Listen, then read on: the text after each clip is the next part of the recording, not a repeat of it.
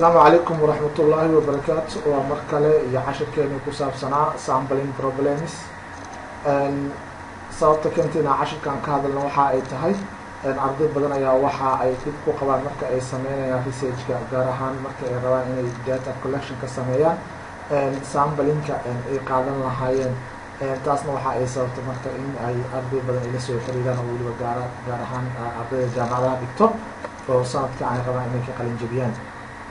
haddaba marka problemska jiro oo samplingka iyo solutionka muxuu yahay xalka muxuu yahay cashirka uga hadli doonaa waa anigoo ah Dr. Shaafici Shariif Maxamed insha Allah 5 daqiiqo soo socota waxaan isku dayi doonaa inaan soo koobno problemska jiro iyo xalka sida loo gaari karo samplingka ama example-ka hortiina ka muuqdo waxaa la yidhi company wants to know the actual life expectancy of light bulbs they manufacture and it is our job to discover just what the real expectancy is and how will we handle this job company ayaa waxa uu doonayaa in uu ogaado life expectancy-ga laabadiin uu soo saarto wax la yaqaan balbaha marka haddaba shaqadeena waxa ay tahay sideen ku ogaan karnaa life expectancy-ga inta uu shaqeyn karo laabadiinkeena marka qofka waxyaabaha uu sameyn karo waxaa kamid ah in uu qaato waxa la yidhi we could take each bulb as it came off the assembly line and plug it in until burn out to cut the length of time that each bulb remained burning.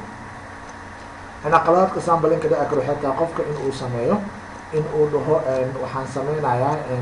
balba kasta ama laabadiin kasto assembly line-kan kasoo bixinaa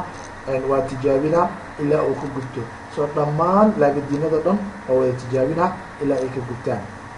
markaas ayaan waxaan ogaan karaa life expectancy-ga average-ka marka haddii ay taas dhacdo of course waa problem oo qaabkaas looma sameeyo samplingka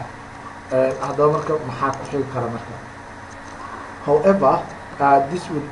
this would leave no light bulbs for the company to sell as they would eventually all burn out haddii marka arrintan ay sameyso qofka uu sameeyo doo dhammaantoodan tijaabinaa ilaa ay ka wada gubtaan si aan u ogaado average-ka waana record garayna hadda waxaa dhexaysa company-ga inuu waayo wax uu iibiyo maxay dhammaan qofkii wuxuu yidhi waa wada tijaabinaa si aan u ogaado life expectancy-gooda qaladaadka qofka uu sameyn karo waxaa kaloo kamid ah another possible solution would be to take only one bulb from all that have been manufactured plug in until it burned out and report that is been a span of time as the average time long light bulb would last qofka asigoo dhahay marka in aan khasaariyo ma doonayo in aan laabadiino badan ayuu haddana waxa uu sameyn karaa inuu yidhaahdo hal xabo oo keliya ayaan tijaabinaa halkaas xabo ayaana go-aan ku gaaraa aan ku ogaan karaa average-ga so marka hore waxay ahaday inuu dhaho dhammaana wada tijaabinaa taas dhibaatada kiimaan karta waxay tahay in company-ga uu finally waayo wax uu galo maxaa wixii oo dhan tijaabo ay ku wada gubteen midda kale haddii uu yidhahdo qofka marka hal xabo oo keliya ayaan qaadanaa si aan u ogaado average time-ka uu qaadan karo light-ka ama balbaha okay idane problemka ay leedahay maxay tahay however haddii ay taas dhacdo how confident would we feel basing our conclusion on just one light bulb? Could that single bulb have had unusual long life for a long life bulb, or could it have an extremely short one? By examining only one single bulb, we would never know. marka haddii la yidhaahdo hal xabo oo keliya ayaa la qaadanaa waxay noqonaysaa kalsooni ma jirayso conclusion laguma sameyn karo hal xabo oo keliya maxaa yeele hal xabo waxaa laga yaabaa laba midoo ayuu noqon karaa inuu short time uu qaato uu ku gubto ama inuu nasiib wanaag long time uu qaato haddii marka long time hal xabo uu qaato ama short time uu qaato haddii la marka kumanaanka xabo lasoo saaro waa wada noocaas xoogaa waxay noqonaysaa bias oo waa eex ayay noqonaysaa haddaba marka maxaa la yidhi we can't check all the bulbs and we can't depend on only one to gain the information needed dhammaantood ma wada tijaabin karno mana isku halleyn karno hal xabo oo keliya si aan u helno xogta aan u baahannahay. Okay, indeed, as we look around the social world, haddii aan fiirno marka dhinacan oo social world we live in, we quickly realize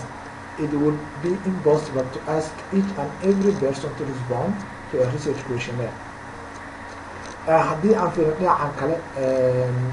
social work oo manaa arrimaha oo research markaa sameynayo, haddii waxaan tusaale usoo qaadanay kambaniga oo soo saara baalbaha, laakiin caadiya marka laga hadlaayo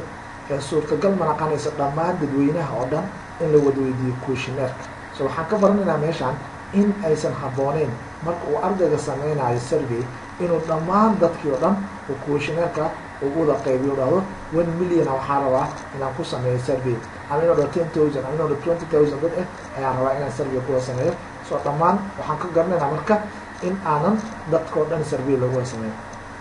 Sidoo kale we also understand by asking only one of those persons to respond, our data will not be valid.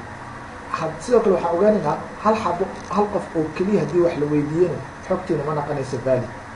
oo lama ogola inaan dhahdo 1 million people a meeshaan joogo, hal qof ayaan su-aal weydiinaa, qofkaas aan surveyga ku sameeyo wixii oo dhaho 1 millionkaas equal ayay leeyihiinoo qofkaas ayaa mateli kara.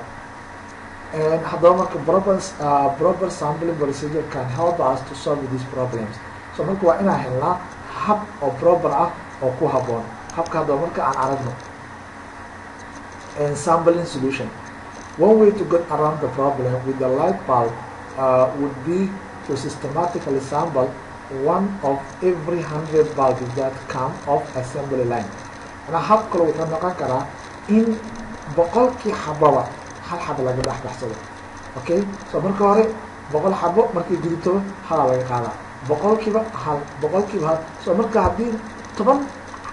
boqolaad oo laga baxsho min 1 million 1000 oo 10 xabo laga qaado, 10kaas waa la ogaan karaa average life expectancy waay. Waxaa la marka plug in and then let them burn until they winter out, and then calculate the average life expectancy for the sample. Ana kun xabo aad 10 xabo ka tijaabis,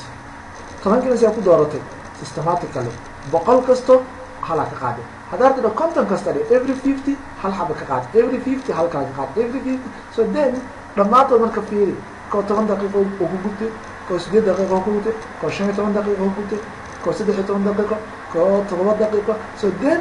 waxaa ogaanay marka life expectancy-ga. Waxaan filayaa inaan fahamnay sampling problemska oo dadka ardayda marka qaarkood ay sameeyaan ayaga oo jecel inay xog fiican helaan ee dhahaan dadka oo dhan aan wareysanayna. Taas waa problem oo lama ogola dadka dhan inaa mar aad sampling ka wareegato, waa inaad populationka inaa wada qaadato. waxaa laga baahan yahay qayb ka mid dadkaas oo sample ku noqon karo. Sidoo kale waxaan la ogoleyn hal qof ama 2 qof inuu yiraahdo dhammaan dadka oo dhan way wada matali karaan oo ida loo qaato sample ahaan. So marka habka wanaagsan waxaan dhahnay in la sameeyo systematic sampling oo ah 20 ama 50 ama 100 qof hal qof laga qaato, then from there halka lagu gaaro. Anigoo Dr. Shaafici Sheekh Maxamed waxaan filayaa inaad fahanteen. Hada billahi tawfiiq. Assalaamu calaykum waraxmatullaahi wabarakaatuh.